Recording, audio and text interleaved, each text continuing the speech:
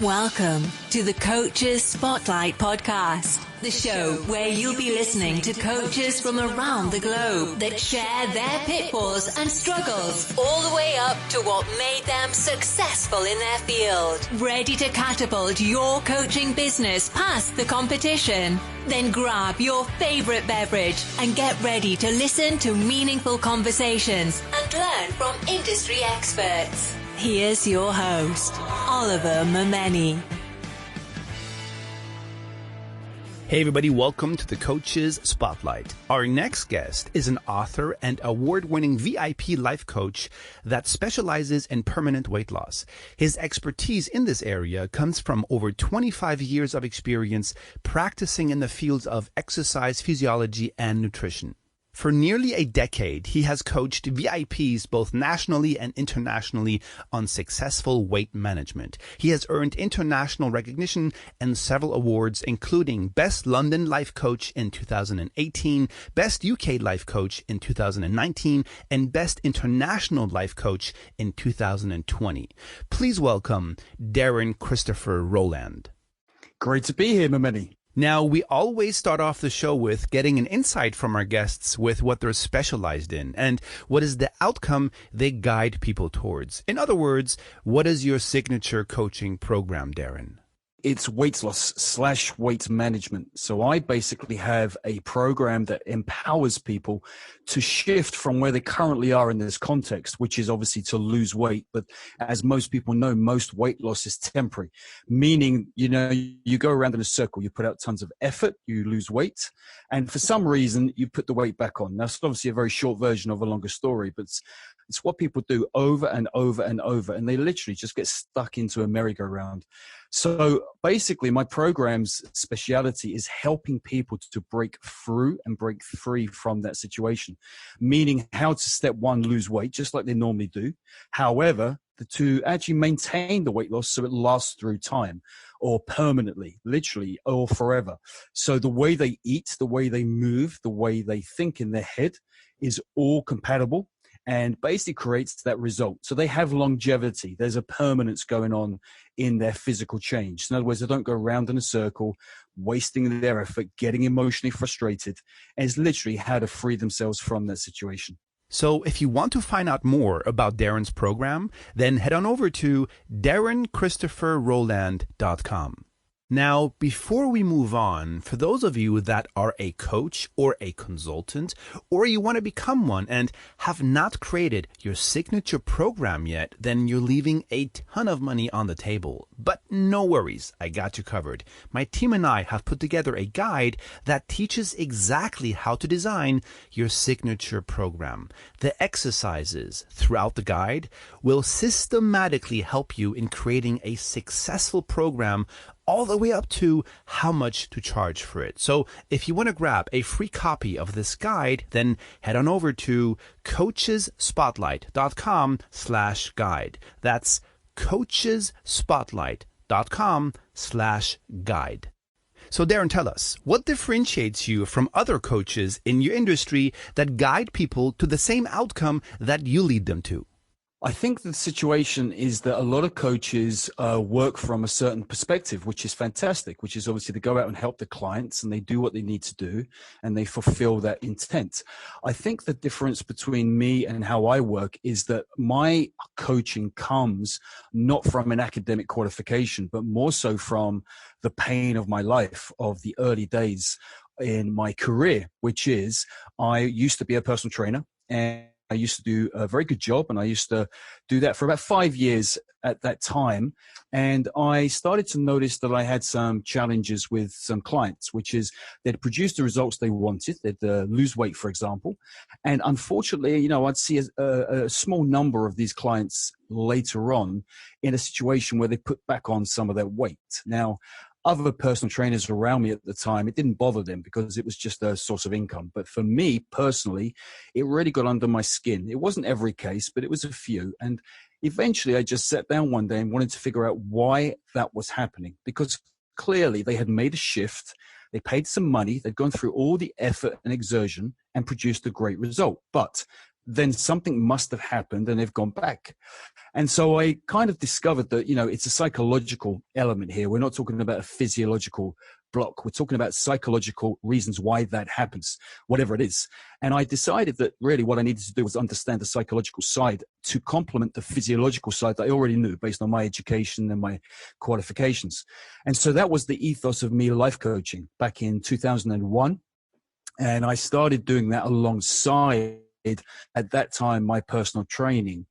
And basically, I really kind of amalgamated them together. And by around 2005, I'd started a new company, which was called Easy Health. And the tagline was Health Made Easy.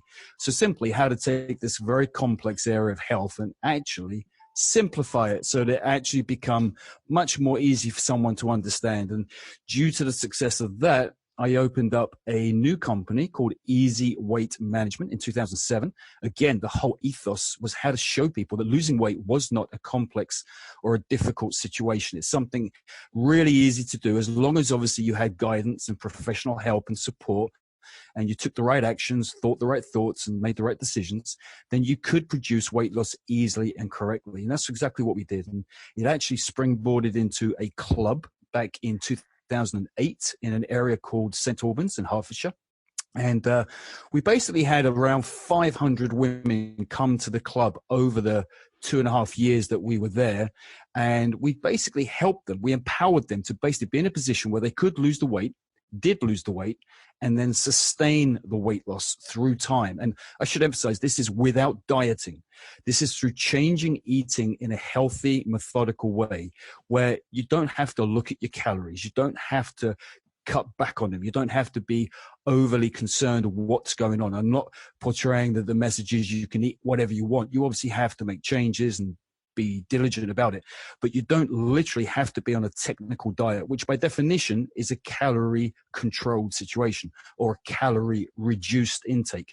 You can eat more calories and still lose weight. And just to emphasize that point, a lot of people use a diet as a template or a springboard to losing weight, and it does work. It really, really does work because you eat less, your body has to make up the calories. So after a few days or a week or two, you will be lighter. But the only challenge with it in terms of a long process is that you can't really implement that as a strategic pattern into your real life, meaning days, weeks, months, and years on decades of your life, because it just can't be sustained. So most people hit that merry-go-round that I talked about earlier, which is they lose weight, no problem, but they just put the weight back on.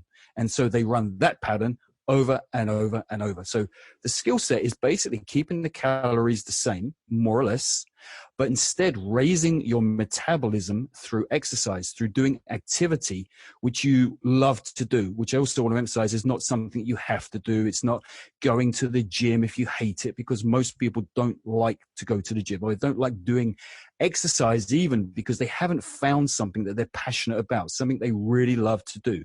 And if you can find an activity that you thoroughly and genuinely enjoy, you will do it consistently. Fact.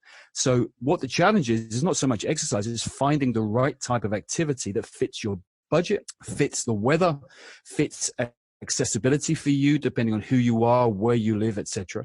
But therefore being able to do something consistently. Now, some people, that's dancing.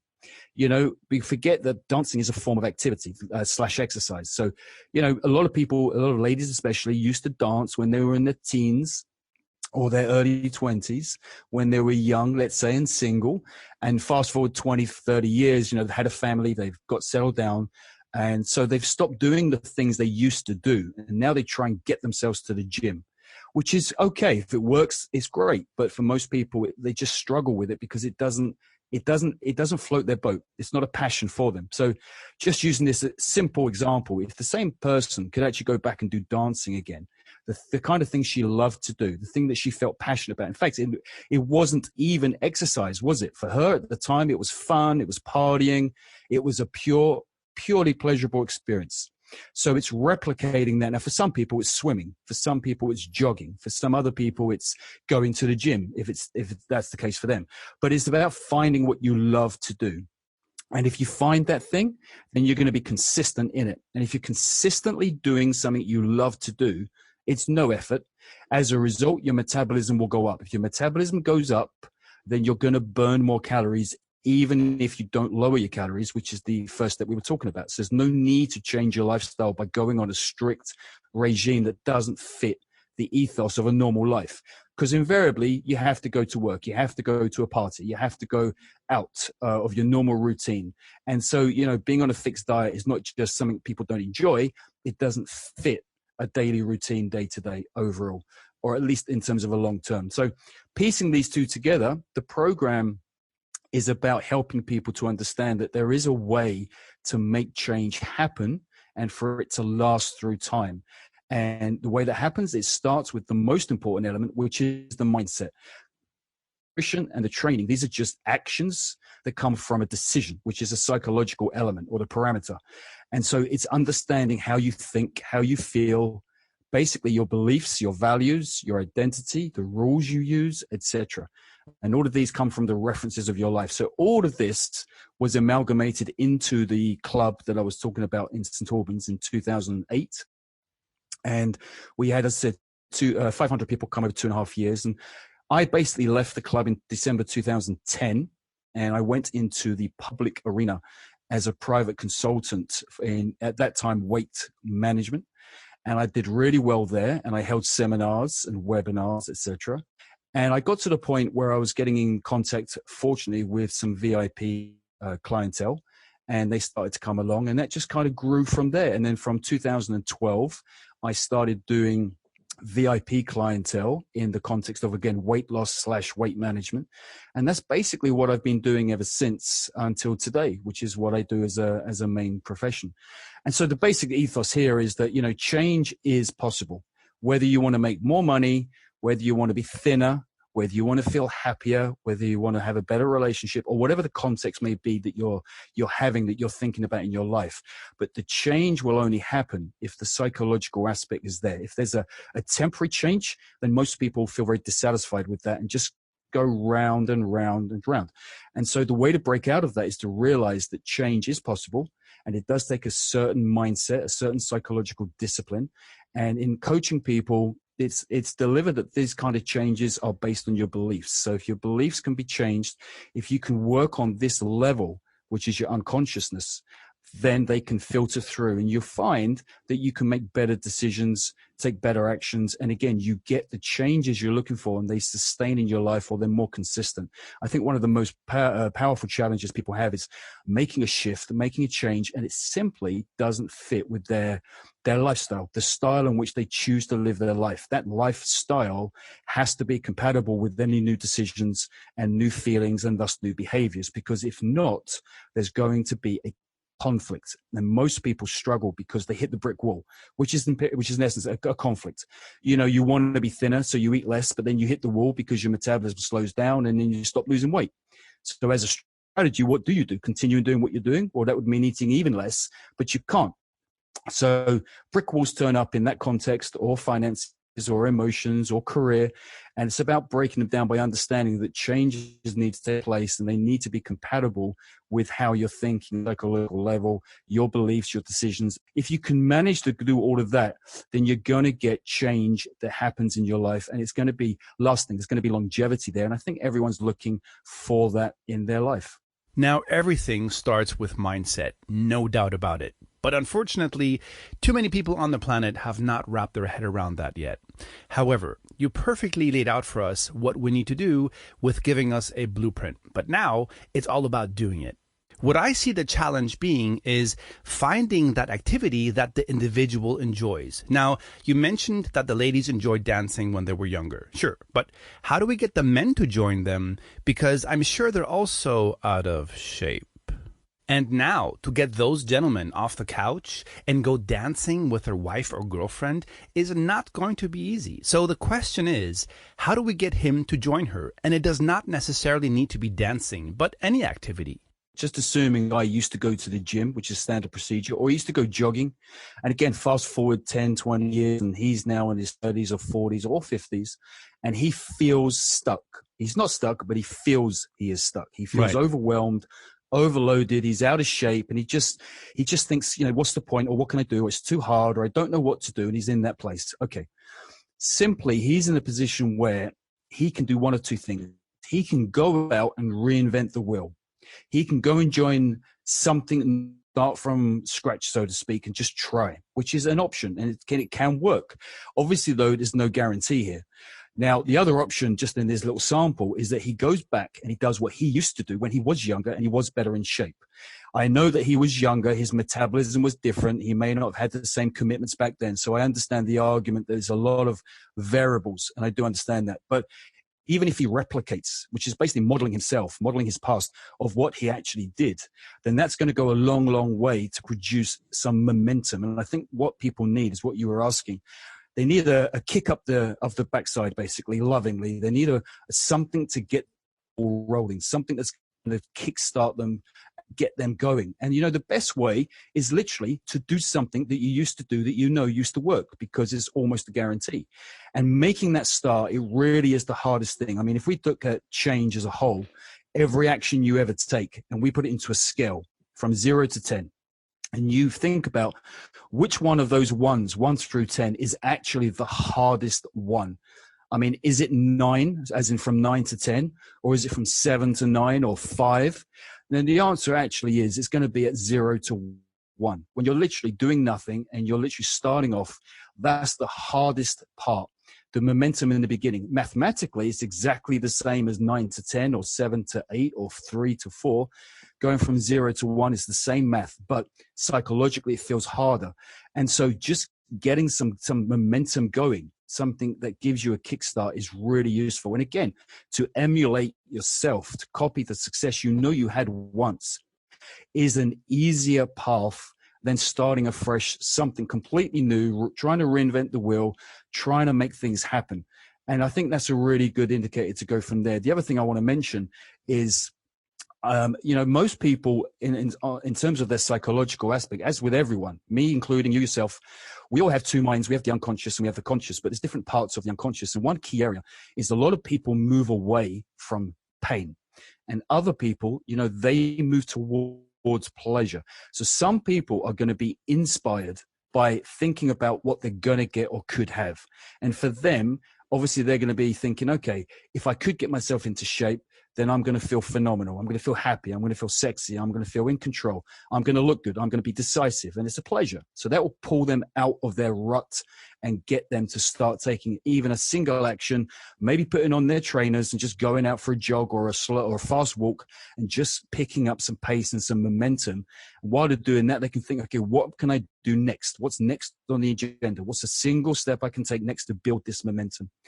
The other type of person is just the opposite. They will look at things from a pain point of view, and it's neither right nor wrong. It's just how people are structured. So these people will say, okay, I'm overweight. I feel slobberish. I feel tired. I feel lethargic. I feel stressed. I don't look too good, blah, blah, blah. And this will be their motive. They won't be moving towards so much. They'll be moving away from the pain that they feel. So they'll still go out and maybe take the same action. In this example, maybe take a run or go join the gym, but they'll do it because the motive for them is it's more pain than they can handle. And pain is a very, very strong motivator. And another way of saying this is it's dissatisfaction or being dissatisfied with something is something a lot of people hide out from. They don't want to get on the scales, for example, because, you know, they don't want to feel bad. And you can understand the logic of that. There's no argument there. The only challenge is the very pain, or the very motive, I should say, that people are looking for to go get themselves to have this momentum that I'm talking about. That pain's there. It's just we don't pay attention to it. So if you had the guts to do it, you'd get on the scales, you'd look at your body weight, and if you weren't too jazzed by it, you know, instead of looking at it and going, oh, bad this and bad that, instead of looking and go, okay, this obviously isn't what I want to see, but, you know, I'm being honest with myself and I'm being in touch with myself. Now I can feel satisfied, and now that pain, that can motivate me to go do the very thing that actually tomorrow I try anyway to get myself motivated to do, but can't find. So the pain is there in people's lives. I'm not trying to paint the picture that we need to go around feeling bad all the time. I'm just saying the pain that we hide out from is the very thing that we can use to our advantage by just, you know, getting in touch and being real and not suppressing things and denying things and just pretending things aren't there. So motive comes from pain or it comes from pleasure. And if you can find that trigger, if you can make a start, if you can just get some momentum going, that's 0 to 1, and you'll find that 1 to 2 falls into place. Then a bit more effort, you're at 2 to 3. So, after a while, you start to pick up, and it then carries itself. In summary, I think it's a very good adage. Someone once said that, in the beginning, you have to put 10 out, 10 of anything, 10%, 10 money, 10 effort, whatever, but 10 out, and you get 1 in return. It's a very unfair situation, but that's how life is rigged. Eventually, you get to a point where you're now only putting 1 out, but you're getting 10 in return. It kind of reverses on itself. And I think that's fair for any context of life, and weight loss and weight management and feeling healthy and being in shape is no different. It may be a little bit more effort in the beginning, but you hit a critical mass, a threshold, and bam, you start moving forwards, and that becomes effortless because the passion takes over. You see the results. And I think that's really what it comes down to. Bottom line is having fun. And once we do, it becomes easier to overcome your fear. Wait, scratch that. Not overcome it, but learn how to dance with it, right? Absolutely. If you try to literally attack your fear or deny your fear or confront the fear head on, you may face a challenge. But if you literally hold the hands of the fear of the dance and dance with it, yes, you'll soon find that it just loses its power. And again, I'm not trying to downplay fear, because fear is useful in the appropriate context. Sure. But in day-to-day life, you and I and everyone listening, we link pain to things we don't need to have pain linked to. And so we fear it. And remember, fear is an acronym. It's not a real word in the sense, because it stands for fear, basically stands for false evidence that appears real. And so many times, we imagine this thing blocking us or stopping us or holding us back is real. And of course, it is real in our mind. It's not that, we're doolally or anything like that. It is actually in our mind. But that's the point. It doesn't usually exist in the real world. It's a block that we've put there, or allowed to be put there, and we don't address it. So, realizing that it's just something that doesn't really exist, and just taking action piece by piece to segment it and break it down really will help you. And you don't want to live by fear. I've never met anyone who's lived by fear and had a happy life. Nope. Couldn't imagine that being fun either. Which leads me to ask you, Darren, to share with us a success quote or mantra and an example of how you've applied its meaning in your life. Okay, I like the question. I think one of the best ones I ever heard was the following. It said, "When you're green, you grow. And when you ripen, you rot," which is an analogy for basically understanding that, in life, in any context, your life as a whole, you have to continue to look for the next level. You have to continue to expand and learn and achieve and grow. You don't have to be so goal-oriented. You're always trying to accomplish something. That's not the case. But, a lot of people get stuck in a rut or a groove, and it's not far from the grave, so to speak, because people get comfortable, and that's basically death rattle. And the way out of it, the way not to ripen and therefore rot, is basically to continually looking for the newness in your life, always learning, always expanding, always achieving, growing, accomplishing, or that kind of ethos. And that was really a really useful quote that pulled me out a lot of times in my early days. Oh yeah, I like that quote. I believe it's a quote by Kroc. Darren, share with us, what was the main reason why you started your coaching business? So back in the year 2000, I started coaching because as a personal trainer at the time, I was producing really good results. I say humbly, but I was producing results with people in fitness, in weight loss, in health. That was my job. But a percentage I would see basically, let's just say, put the weight back on, or their health wouldn't sustain, or their fitness, they'd get in shape for a marathon or a triathlon. It'd be great, and they'd be in tip-top condition. You see them a month after the event, and they look just like someone completely different. So the point is, it just pained me. It bothered me. It didn't bother the people around me. I don't know why, but that's just, I can't speak for them. But for me, it really irritated me that, the few people that would like this, why was it happening? Because I think I just wanted to be in a position where I could help everyone. I mean, that's how everyone, I think, thinks. So I really started coaching because I saw it as the next level for me to be able to understand the psychological side of an individual, to complement the physiological side of the education I had, and to bring those two together, to tally them up. And, for the next period of my life, for the next 5 years, I have to be honest, I was producing some phenomenal results because, for example, in the context of weight loss, people were just, able to sustain their successes basically over time. And obviously it was fulfilling for me, but more importantly for the individual, they got their own fulfillment, and they were able to, without a change their lifestyle, get in shape and keep the shape basically for as long as they were applying the principles. And so that's really how my coaching began. It wasn't a master plan, wasn't a university education, wasn't anything like that. As usual, life takes over. Life gave me a punch at that time. That's how I saw it, because I didn't want to go down that negative route of, just seeing people go back every time and earn an income and just making it a job. That's never been my ethos. And so I couldn't go there. So I had to figure it out. But that pain, as usual, like for most people's lives, it drove me to actually be in a position where I had to expand myself. Like I was saying before, if you're green, you grow, you ripen, you rot. So I grew, and it really helped me. And here we are today.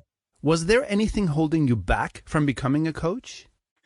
I wouldn't say per se holding me back, but I think another way of looking at it is I never thought I needed to basically be a coach. It was never part of the plan. I never even considered it. It wasn't something I doubted. It was just never part of my thought process. It never turned up. So, like I keep saying, life is like that. If something hadn't have happened, then I would have, maybe gone down just an angle or an aisle where I've just been a personal trainer for a long, long time, and my life wouldn't have grown. So, on one hand, it didn't hold me back, but on the other hand, it was a limitation at the time, if you follow the logic, because by not evaluating about becoming a coach, you could look at it as I wasted those 5 years as a PT. I don't believe I did, but, looking at it argumentatively, there's different ways of looking at it. So failure to think about it that way could have held me back longer if I hadn't taken action, I think. I always say no education, job, or doing something that we didn't really enjoy was a waste of time, as everything somehow brought us to where we are today. Now, if you're not happy where you are at the moment, then you need to work at getting to where you want to be. Fact of the matter is, we're all responsible for how our life looks like, which falls back to the decisions we made in the past. Darren, looking back, would you have done anything differently before you began your career as a coach? Yes, I would have literally started the career as a coach a lot earlier than being in the pain situation where I'm having to do it. I would have literally started it a lot earlier in my career and complemented the personal training. And I think I would have been able to reach a lot more people than I already have, which is a lot of people, but I think I would have, been 5 years ahead of myself and 5 years ahead of the situation. And I could have just, delivered more value to people and reached out to a lot more. And I think that would have been something I would have done if I can go back in time. I have actually thought about time machines a lot and if it would be a good or bad thing to have, but that's somehow a different podcast. Maybe Joe Rogan should reinvite Neil deGrasse Tyson and talk about that one. Would probably be very interesting to listen to. Darren, let's talk about failure. I would like that you share with us a story where you've experienced failure and also share with us the lessons you have learned from it. So I've had a few failures in many experiences. So I think one of the earliest ones was, I started training at home with weights when I was 11, a little boy of 11. Cool. And for, 7 years, I literally trained in my bedroom. Didn't have any money, didn't, have access to any resources, maybe the occasional hard copy magazine as it was in those days. This was the mid 80s, the internet wasn't around. And I would literally bust the gut every evening after school.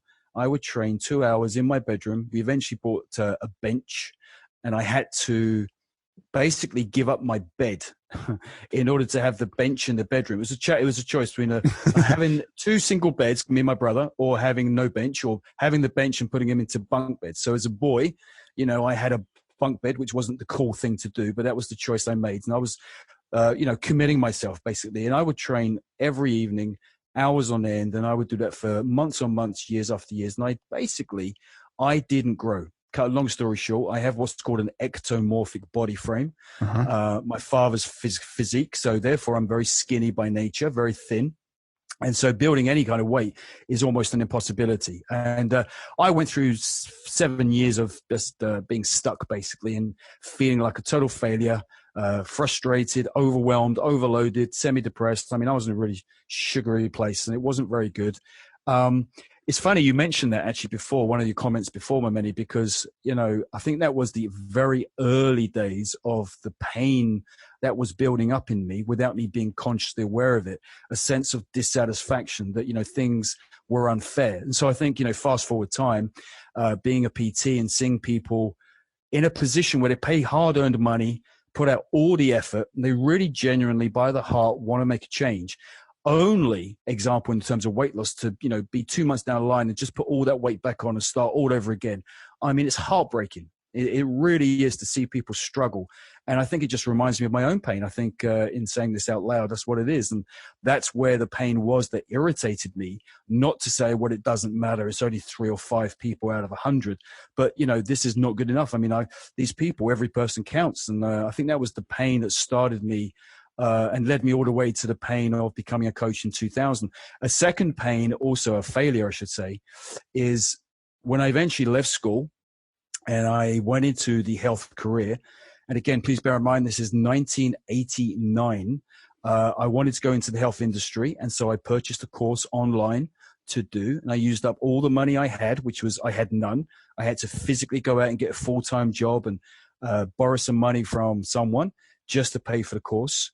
And the course was an home delivery course, basically. It was a home study course, I should say.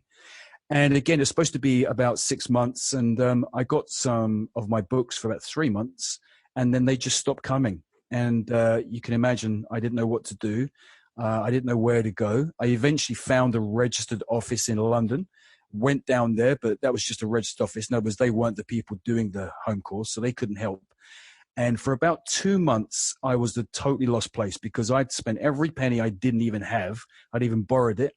I left school with no qualifications, none whatsoever, literally.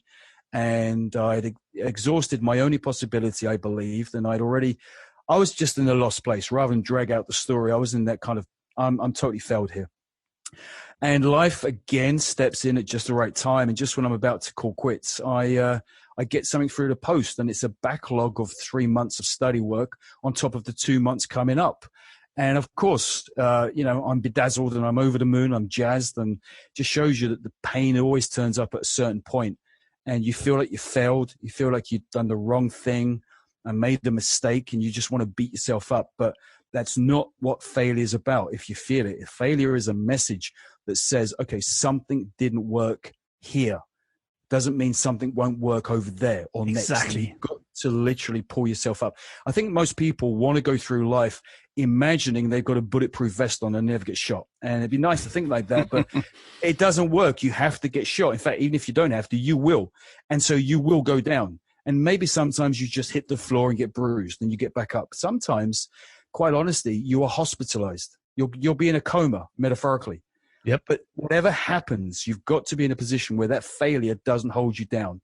So it's not about failing per se. It's about how you deal with the situation that you deem to be a failure, how you cope with it. Now, back then, I coped with it very bad because I didn't know a lot about psychology at all, didn't know about me, myself. And so I dealt with it in a bad way. And thankfully, as I mentioned, after 3 months, the books came through and I was saved. And I think that was an early nudge by the powers that be, so to speak, above, that said, pay attention because you've got more coming. This is just a little nudge. And so now, if I could just quickly share with the listeners, if you do get into a situation where you screw up or you fudge up or you make a mistake or you make an error or you do something like that, don't feel terrible. If you want to feel bad, but don't stay there. Don't stay there for hours and hours and days, which is what most people do. They just beat themselves up, which is not only wrong, it's just you don't deserve that, right? You deserve to be much happier than that.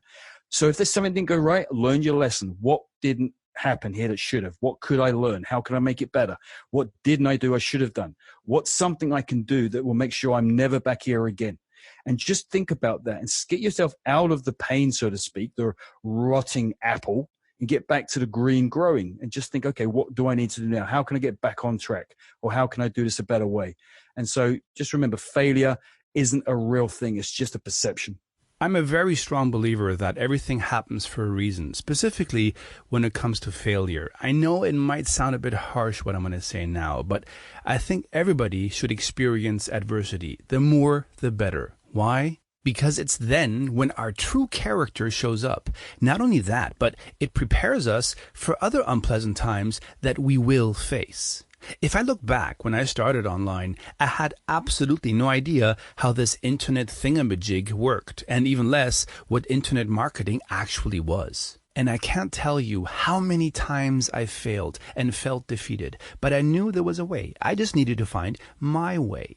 And after trial and error on many levels, I took all that experience and opened a marketing agency. But I could only do that because I saw what did and did not work. And through seeing all that, I knew I had the knowledge not only to deliver results for ourselves, but also for our clients. Yeah. And I think, I mean, someone once said, and I think it's very accurate, that success is the result of good judgment. Yes. And good judgment itself is the result of experience. Correct. And experience itself is usually a result of failure or bad judgment. Ooh, I love that. Darren, let's shift gears. Share with us a story when you had an aha moment. Take us back to that very moment in time and talk about the steps you took to turn that aha moment into success. Okay, I had a client a good 6 years ago now, and she was in a position where she wanted to she was basically going through a bad time with her husband, and we're looking at divorce, and we're complimenting whether they should do it, contemplating the situation. And we were just doing our normal coaching session, and we were talking through, and we were talking, and she made a comment basically that really just surprised me, and I didn't understand what it was at the time.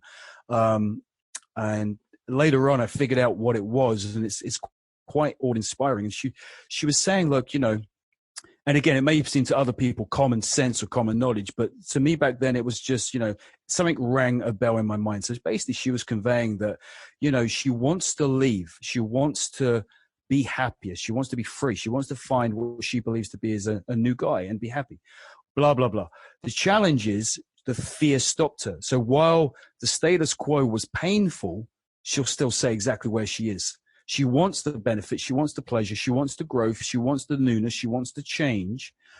And even though she knows that, she still won't do it because she's just comfortable where she is. And I mean, who wants to be uncomfortable, as she was saying? And so it really hit home to me that that's most people's situation. And as you say, the ha-ha moment, it's like, okay, it's not that people are stupid. It's not that people are lazy. It's not that people are stuck even. They even know what they want, even if it's not clear or crystal clear. They have a vague idea of where they want to go, what they want to do, what they want to have.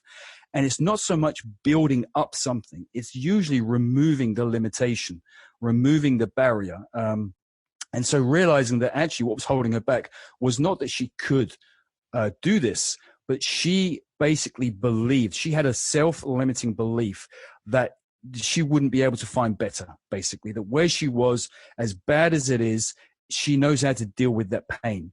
And so the idea that most people go around trying to make change is a two-step process. It's obviously knowing what you want and where you need to get to and making the change and putting out the effort. But you've got to figure out what's blocking you. You've got to figure out what's stopping you.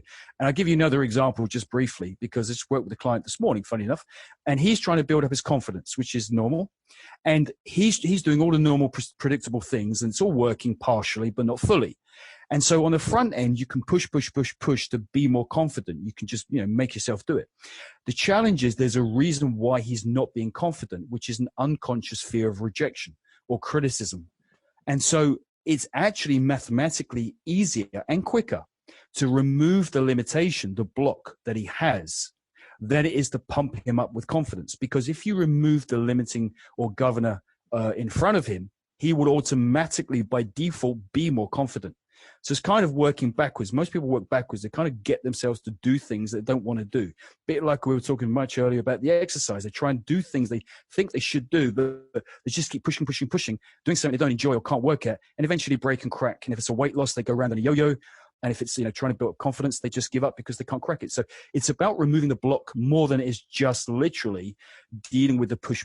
So for this lady, we had to literally work on, okay, what's preventing you? It's your own belief itself, actually, not the real reality. And then once we released her from that limiting belief, she automatically progressed in her life. She and her husband divorced, and she eventually kept in touch, and she met a guy and very happy.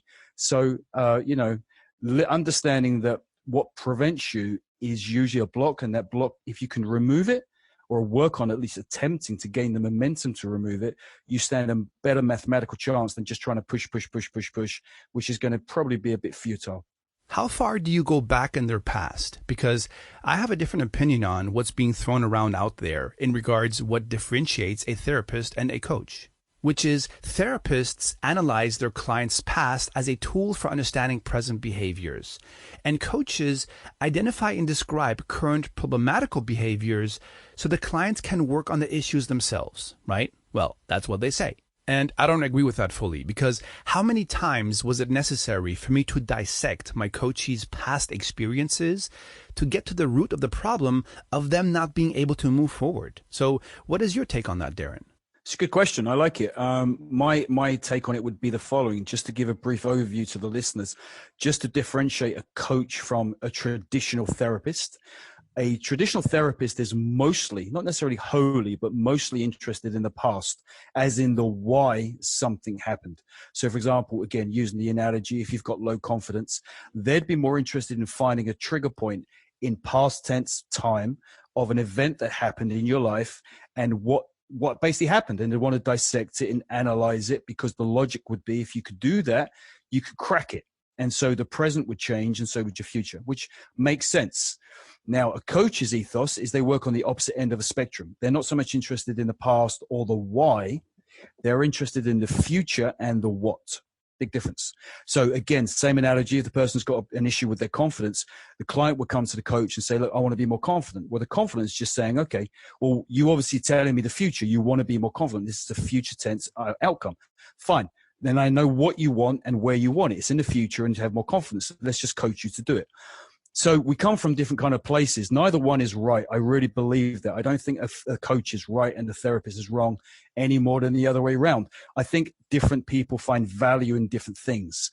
And I think one of the advantages of a coach is the speed process, because obviously if you go back in time and dissect and analyze and have to keep going back to recurring memories, that can take much time, unfortunately, as we know from traditional therapy. It can take years, not always, but sometimes. But in coaching, it's literally, okay, what do you want? Click the finger, let's make it happen. Do this, don't do that.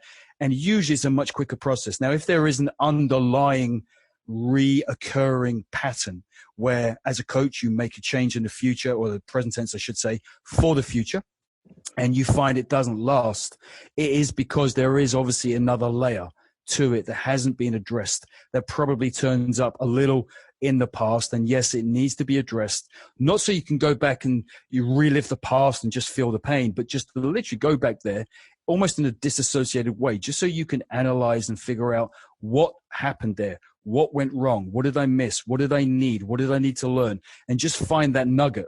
And then you can just bring that back into the present and tally it up with the coaching you're doing. And again, it kind of works. Now, again, if it doesn't work, sure, you go back again. There might be another layer. But I think that's the value. Now, for me personally, I kind of intermix both. I do go back where it's prevalent or relevant. But usually I stick with, okay, what do you want to have happen? What's the change? What's the shift? And here's what we need to do. And just using weight loss as an example, it's irrelevant to me if Mary or Tom have, quote, failed 27 times or 207 times, or for the last 10 months or 2 weeks or 12 years. It's not that it's irrelevant completely. It's just not the relevant information. I just need to know who they are today, where they are, where they're going, what they want, what they believe is holding them back, and dealing with it. And usually 90 to 95% of the time it works. And where those that 5 or 10% is a challenge, then okay, we delve a little deeper, we go backwards, and we do try to find out what the underlying or underpinning reason is. And I'll just throw another example, because I do financial coaching, and a lot of time people will come and they'll tell me they've got problems with their partner in their home life. They're having arguments with their lover or their spouse or their friend. And again, cut a long story short, we delve, we talk, we discuss, and we find actually it's nothing to do with the partner. It's financial problems, financial stress, financial lack that causes person A to feel stressed, who then communicates to person B in a stressful way, which initiates or helps to create problems. So again, it's underlying causes to what we perceive to be the problem that sometimes, yeah, you have to go back and you do need to address and you need to pull that out. For me personally, I think 9 times out of 10, I don't do that. And I keep that tool in my toolkit, in my bag, and I just bring it out when necessary. I see it this way. In hiring a good coach, you're actually hiring 3 in 1. A coach, a consultant, and a therapist. But if you think, oh no, I'm only a coach and I do nothing else, then I can bet with you, you're losing out on a lot of money. Let me explain. Let's take a relationship coach as an example. If the coach sees themselves as 3 in 1, then they will coach their client by looking into the past as a therapist, but at the same time also look into the future as a coach. And by advising as a consultant in going to the gym, getting that needed haircut or maybe even pedicure, and what clothes to wear in order to make a great impression on the first date. So if we pivot between the 3, we'll get our clients a faster transformation. Does that make sense? Yeah, I understand exactly. Yeah. Darren, what is the one common myth about being a coach that you want to debunk? That's easy. That we're some kind of superhuman. It's really not like that at all. I'm speaking for myself. I'm not speaking for you, Momeni, or other coaches who may be listening. But for me, definitely, I'm a human. I'm a normal human. My speciality is coaching. My passion is helping people. And my expertise is in the context of weight loss. And when I put all that together, then I'm the happiest person there can be. But, I make mistakes. I make errors. I don't, always say or do the right thing. And as a coach, I occasionally get comments where people say, well, you're a coach. You should know this, or you should do this. And I have to lovingly remind them that, yeah, you're absolutely right. I have no argument with you, but do bear in mind, I am still human. So, I think that relationship with your client is important to have them understand you are transparent. You are see-through. This is what you see. This is what you get. I'm not some fictitious superhuman that's impregnable with bullets. It's just not like that. And I think if you can relate that, that would really help your clientele base. And for me, that's a debunking that's really important to get out there.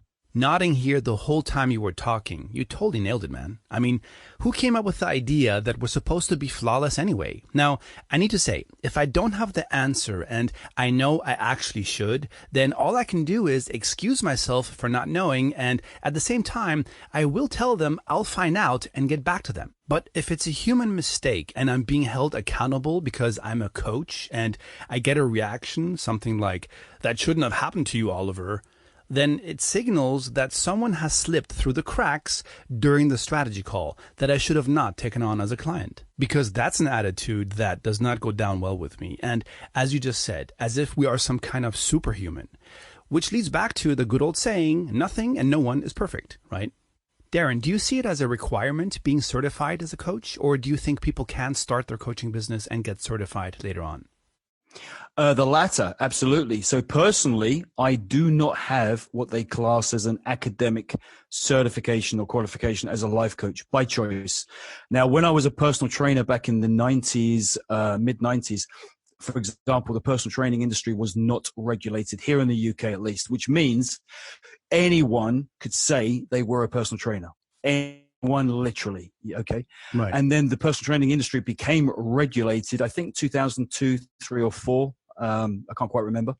Now, the life coach is probably going to take the same progression. It's currently, here in the UK at least, an unregulated industry. So again, what that means is, literally, loose language, it means anyone can say, I'm a coach, and go out and be a coach. There's no regulatory process to control that currently. I'm sure it's going to change in years to come, Sure. But that's how it is right now. So 20 years ago when I started, it's the same as it is now. It was an unregulated industry. So for me, the way I've looked at it is I hit a certain point. I hit a critical mass, a certain threshold. I'm not going to lie because I can't think off the top of my head, but I think it was about 2010. It might have been more, 2011, but something happened back then. And I realized I had a choice. I could go and build up my career by getting a qualification.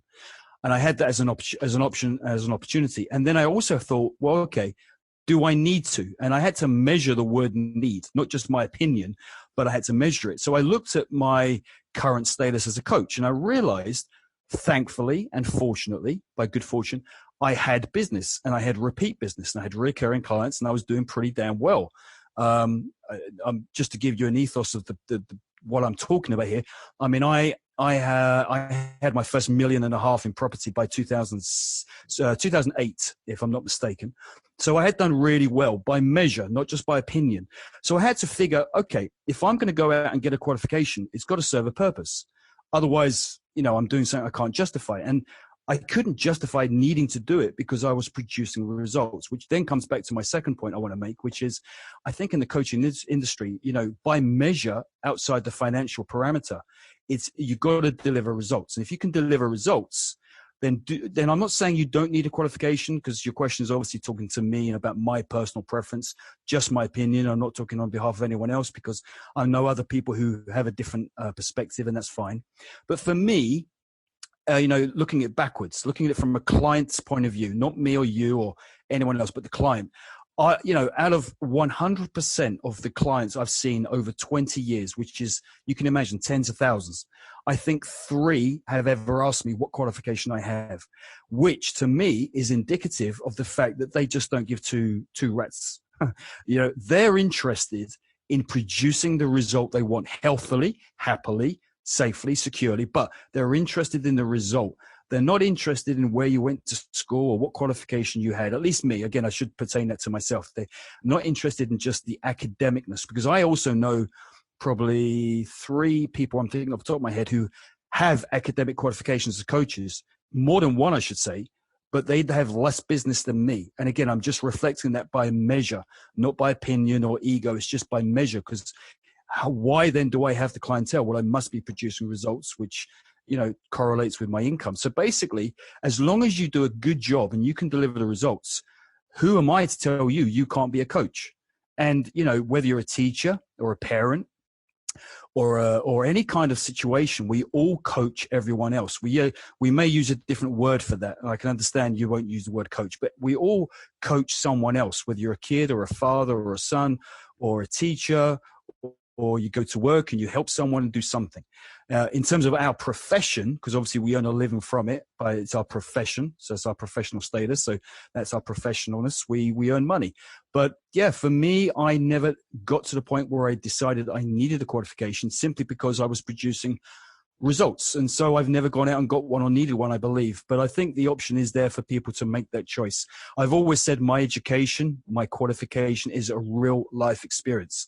On this podcast, we don't have time to talk about my whole life. But, I've had a lot of experiences, a ton of them, and they've always, been limiting, unfortunately, and they've always pulled me back, and I've been pulled down, but I've managed to get up and pull myself forward. So what I give to people is not some classroom teaching. And I'm not downplaying that. I'm just saying, for me, that wouldn't float my boat. For me, it has to come from, like this podcast is off the cusp. I'm talking here literally without a script. It's literally just coming out of me real. So the coaching has to come from the heart. It can't come from your head and be effective. At least that's what I believe. I see far too many people that want to get into coaching, but their mind is programmed by the old model that they can't get into something if they're not certified. I can't tell you how many people ask me on a monthly basis if they need to be certified, or they say something like, how can I call myself a coach if I'm not certified? And I always answer, how can you call yourself a coach if you've never coached? Because no certification is going to give you the experience to move people forward. Am I saying not to get certified? No.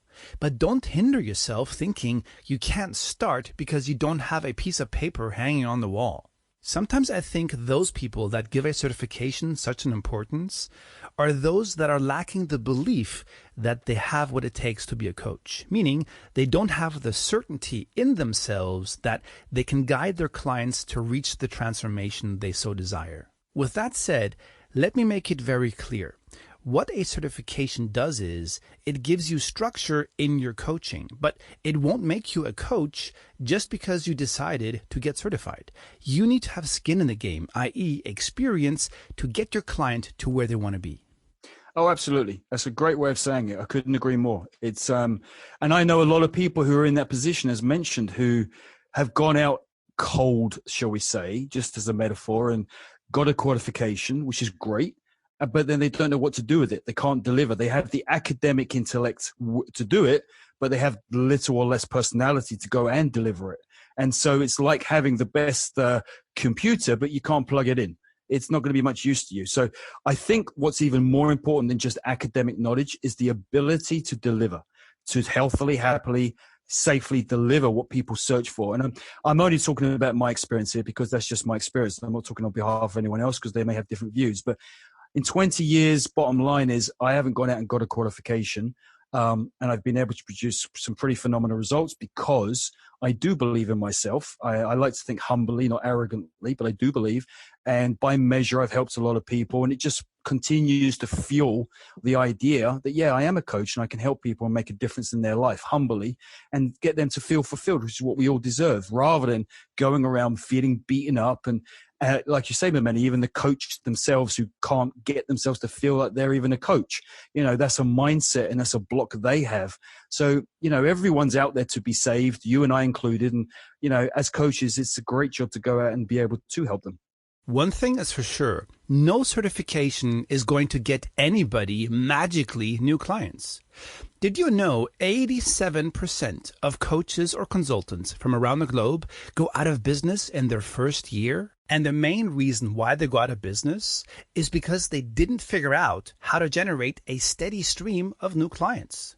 Therefore, my team and I have created a workshop that outlines exactly what we do to generate a consistent stream of new clients month in, month out for our business and for our clients. So if you're a coach or consultant and you're committed to changing more lives with your expertise, then I encourage you to register for the free masterclass. Just imagine to never wonder where your next clients are going to come from next month. And all you need to do to make that a reality is head over to clientsindroves.com. That's clientsindroves.com and register for the free training. Darren, are you ready for the Thunder Round? I'm ready. All right. If you could go back in time and meet the 20-year-old Darren, what advice would you give yourself? I would tell him to start coaching early on at age 25. What is the one thing most people don't know about you? I actually coach VIP now, have done for about 10 years. So when I work in the VIP environment, I get paid. When I'm working in the public arena, I still have the money come in, but it goes to a charity, not to me. I need to dig deeper on that one. What does VIP mean? Very important people. Yeah, sure. But what kind? Royalty, musicians, TV stars, music stars, politicians, artists, high net worth people, anyone that has a powerful status in society. And by measure, they have a powerful influence on society because their decisions or their influence is going to have a large impact. If you could meet one person you have not met yet, what would you ask them or what would you want to know from them? That would be Shakespeare. And I want to know where he got all of his knowledge on the various words. I think he used 25,000 separate words in his workings, which is unequal to this day. So I'd like to ask him that question. What is the best advice you have ever received? I think it comes back to the quote we talked about earlier, which is when you're green, you grow. And if the moment you start to ripen, you're going to start to rot. So never hit the plateau where you switch off and get comfortable. Always look for growth in your life. Now, before I ask you about your favorite book, tell us about your book with the title, Only for the Serious Permanent Weight Loss. Okay, so this book is a book obviously on weight loss, but with a difference, which is, I just want to set the scene. I think everyone is saturated and sick to the bone of weight loss, and me included. Okay, and the reason is it doesn't work usually. Now, there are people that go out there and succeed. It really does have its success element, but for the majority of the people, majority of the time, it just doesn't work, which is traditionally 95% of people, 95% of the time. It's a very, very high disbalanced statistic. And traditional weight loss is based on you lose weight and that's it. And what usually happens is people get stuck into just putting the weight back on for whatever reason. And there's hundreds and thousands of different reasons and triggers and causes, but we don't have time for that. But the point is, people we know put the weight back on, and you may know yourself if you're a listener. You go around in a typical yo-yo weight loss pattern. So what I wanted to do, I didn't want to write a typical weight loss book by any measure. I wanted to do something radical, something completely different. And so I wanted to write a book that would help people do exactly what they actually wanted anyway, which is to lose weight permanently, which may sound like a simple, subtle distinction, but it's everything. Because if you go out to lose weight literally once and you keep your weight off forever, then I think that's the holy grail of the weight loss industry that everyone's looking for. And so the book is basically based on this preset, which is the weight loss as a whole is a two-step process. Step one, lose weight. Step two, manage/maintain the weight loss. And what people usually do is step one over and over and over, and they never progress to step two.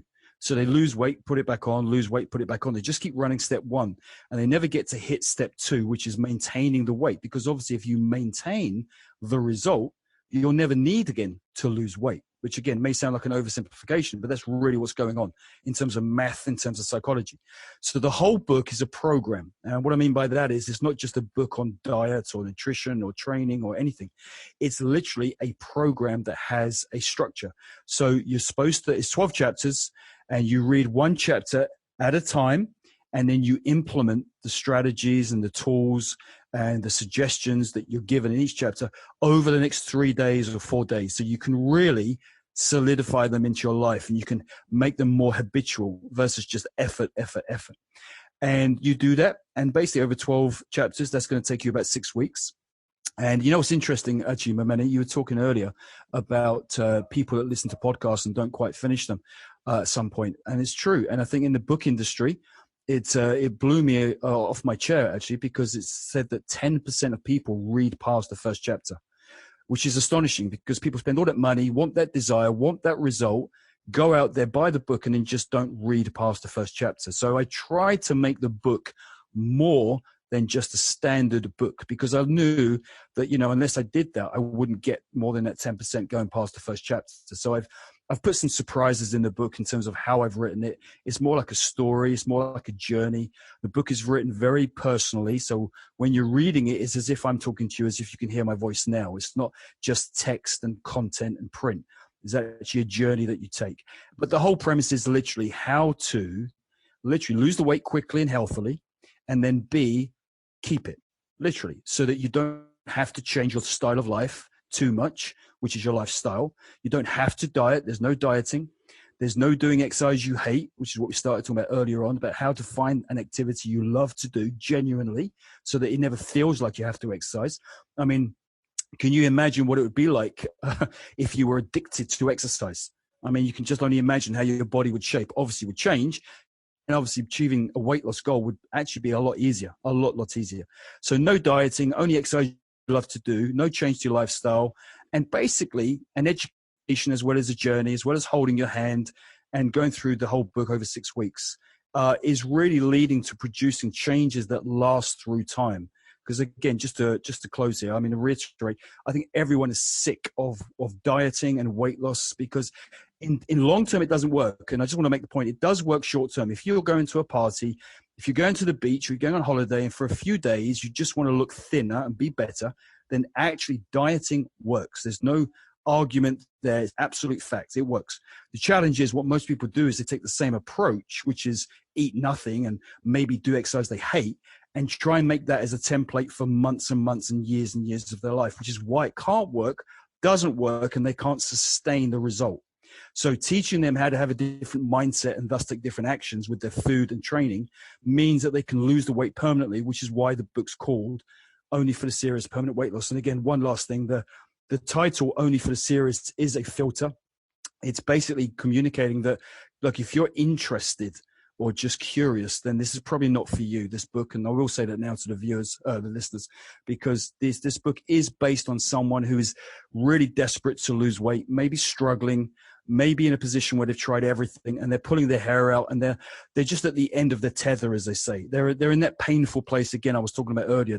They're motivated out of pain or pleasure, but there is a motive. And so Only for the Serious will mean that these people will be able to commit, and therefore they'll get the permanent weight loss. It goes hand in hand. Very interesting. I presume we can get it in Amazon, Google Books, and where else? Yes, you can get it all across Amazon, Google Books, and lulu.com. Okay. Has it been translated in any other languages? Not yet. Plans to do so, but yes, looking to do it. Oh, definitely. I mean, your approach is so fresh and unique, it needs to be translated at least into one more language. I would say Espanol. Absolutely, yeah. I mean, if we had the time, I'd probably talk for hours because I'm a rambler. I really can. But what the book's about, it's about a passion. It's about helping people with pain. Because obviously, being overweight has nothing, or very little, I should say, to do with the physical body. If you've got an overweight body, or lumps, or you don't like your shape, or whatever it may be, however you look at it and word it, it's more about the pain upstairs, the stress, the frustration, Yes. the disappointment, the sadness, the despair, the disillusionment. I hope not to paint a depressing picture here, but, people have pain. It's an emotional situation. Losing weight is a means to an end. It's not the end, because a lot of people lose weight only to feel as bad as they did before when they were, quote, overweight. True. Because people are looking to lose weight. People don't want to have 7 pounds less weight on their body for no reason. Mm-hmm. They want to lose 7 pounds so they can feel different. Losing weight is all about basically changing how you feel. Not Pollyanna, where you just feel different in the moment and nothing changes, but realness, where you can literally get a shift in your body, correlating with a shift in how you feel, and you can get the control back in your life. So that's what the book's based on. It's coming from all the different angles. So tell us, what is your favorite book and why? I would have to say my favorite all-time book is a book by a author called Viktor Frankl, and it's called Man's Search for Meaning. And it's based on his unfortunate experience during the Second World War in a Nazi concentration camp and the atrocities that he had to go through, him and his family. And he was a psychiatrist of Jewish heritage. And he had an epiphany. He knew he was going to die, or he believed he was. And obviously he saw people around him dying. And, it was his profession to be in the psychological business. So he was looking around. He was just, doing his curious thinking. And he kind of thought about, I want to find out how people are making decisions here. What's going on? Some people are going to die. Some people are going to live. What's the difference? How do we define that difference? What's going to set the scene? And again, cut a long story short, he basically did due diligence, and he observed, and he was fortunate enough not to, have his life taken away. And he was there for some time, and he found out what he later went on to write many books. And this is one of them. And what he discovered was a profound thing, which was, in essence, basically meaning is everything. So the people, using the example of the camp, people in the camp who basically were going to die were the ones that basically gave up. I don't mean anything derogatory, but I'm just saying those that thought that this is an overwhelming situation and we're just going to die, gave up. They literally succumbed to the circumstances because the meaning for them was that, they were going to die, basically.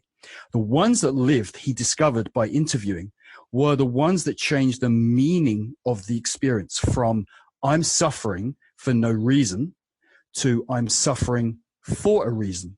And the reason is, if I'm going through all this pain, and I live and I survive, then I can come back to the future and I can tell everyone what happened here.